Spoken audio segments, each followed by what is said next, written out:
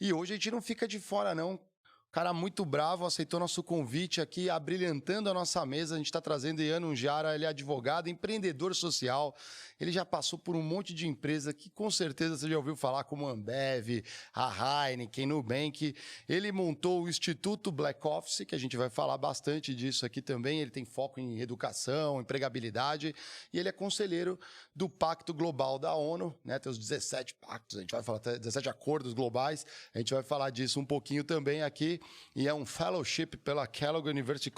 Que currículo, hein? Obrigado e pela presença, Ian. Bem-vindo ao Critique. Cara, obrigado. Toda vez que eu tô participando de um podcast, uma entrevista, eu fico um pouco impressionado com a forma que me apresentam, porque é muito doido parar para pensar, né? Da onde eu vim, onde eu tô e principalmente para onde eu vou, né? Porque, e aí já me apresentando, eu sou o Ian, sou carioca, advogado de formação.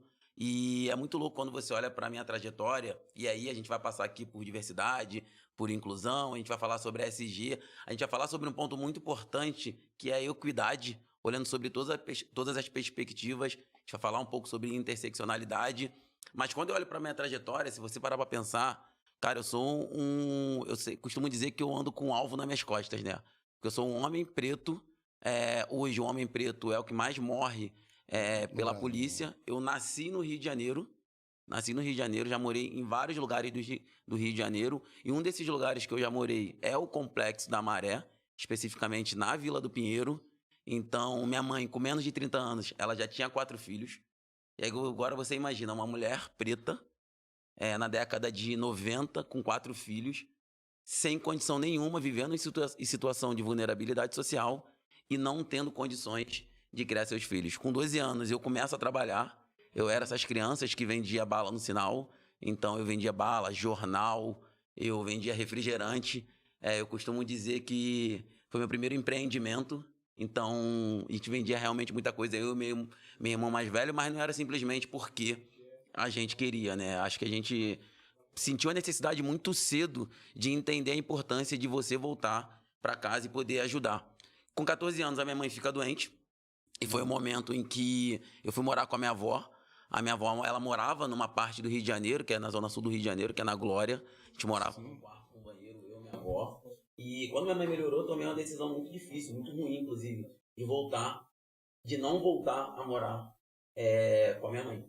Por quê? Porque com a minha avó não era rica, minha avó não era nem classe média, mas minha avó era aposentada. E com a minha avó eu não passava algumas coisas que, por exemplo, eu passava com a minha mãe, que, por exemplo, a gente começou a trabalhar com 12 anos e muitas vezes não tinha em casa simplesmente o que comer, né? E agora você para e pensa, né? Eu, com até 14 anos, eu já tinha morado, sei lá, em quase 20 lugares, 4 irmãos comigo, uma mãe preta, a gente passando por diversas dificuldades. A minha mãe tinha um negócio, e aí eu já entro no ponto da diversidade, da inclusão. Eu gosto muito de uma frase que a Adriana Barbosa da Feira Preta ela fala, né? Que a gente nasce especialista em civirologia, né? Que é a arte de se virar. Civirologia, que é a arte de se virar, né? Porque a gente aprende muito cedo. Então hoje, quando a gente pensa que, putz, às 16, as soft skills que são mapeadas... Pera, só um segundo, tá? Acho que vocês não estão ouvindo aqui. O Harry vai ajudar aqui, galera. Só um segundinho aqui. A gente tem um problema técnico de áudio, já estamos resolvendo. Morreu? Vamos trocar aqui, ó. Vamos botar outro aqui, ó. Aqui a gente resolve no ao vivo. No ao vivo aqui, ó. Quem sabe faz ao vivo aqui, ó. Vai dar? Ajuda aí, Harry. Tira isso aí, qualquer coisa, arranca fora aí, a gente vai. Aí, boa. Tava explicando, né? Que a gente nasce preparado e especialista para entender e se desenvolver sobre uma coisa que eu acho que é a arte de se virar, né? Somos especialistas em civirologia. Então, quando eu vejo, por exemplo, executivos, CEOs, C-levels, indo para fora para entender como é que potencializa suas soft skills, cara, quando você vai numa favela, todas as pessoas que moram na favela têm essas soft skills. Talvez não potencializada na maneira que precisa ser executada dentro de uma empresa, porque, meu exemplo, né? Eu não tive pais executivos, eu não tive mãe executiva. Eu tenho essas soft skills de resiliência, de comunicação, de se virar, de pensar rápido, de resolver problema. Só que quando você traz isso para o mundo corporativo, você precisa ter uns certos comportamentos e saber como você potencializa. Isso a gente aprende muito cedo. E quando eu tinha 14 anos, eu já sabia. E quando eu fiz 14 anos, eu lembro que eu saí pelas ruas do Rio de Janeiro, batendo nas portas das escolas particulares. Porque eu não sei o que eu tinha na cabeça, mas eu sabia que de alguma forma eu precisava mudar a minha história de vida. Eu sabia. Se você me perguntar, Ian, mas como você fez isso? Eu não sei. Por que você queria? Eu não sei. Eu só sabia que eu precisava sair daquela situação. E agora eu volto a falar, né? Eu era um menino pobre, preto, retinto, com 14 anos.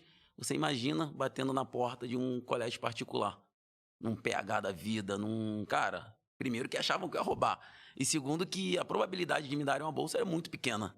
Então, assim, eu tive que ir um, dois, 3, 20. Como que você teve essa sacada de ir nos colégios, assim, Você falou assim, pô, preciso sair dessa... Preciso sair dessa, porque, assim, quando eu me mudei pra Zona Sul do Rio de Janeiro, morava na Glória, como eu falei, numa kitnet, a partir do momento, eu acredito muito numa coisa chamada darwinismo social, né? O meio modifica o homem. A partir do momento que eu saí dos ambientes que eu vivia, eu fui para um outro ambiente. Então, eu conheci outras pessoas. E eu lembro que eu comecei a jogar bola, acabei indo jogar bola uma vez no Fluminense e fiz amigos no Fluminense, no clube do Fluminense no Rio de Janeiro. E esses meus amigos, eles tinham uma forma de vida diferente da minha.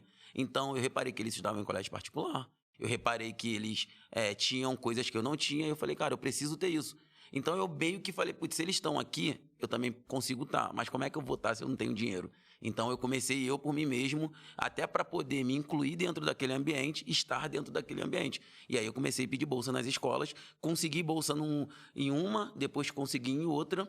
E foi exatamente no meu 3º ano do vestibular que eu tentei vestibular. Obviamente, eu não passei. Eu tentei a segunda vez e na segunda vez eu acabei passando. Não só passei para a PUC, passei para a UFRJ, passei para a UF, passei para várias universidades. E uma dessas universidades que eu acabei passando foi a Universidade do Estado do Rio de Janeiro. Enfim, que eu me formei, acabei fazendo Direito em uma das melhores faculdades de Direito, fiz Direito. E foi exatamente nesse momento, nessa faculdade especificamente, que eu acho que eu acabei me formando enquanto ser humano,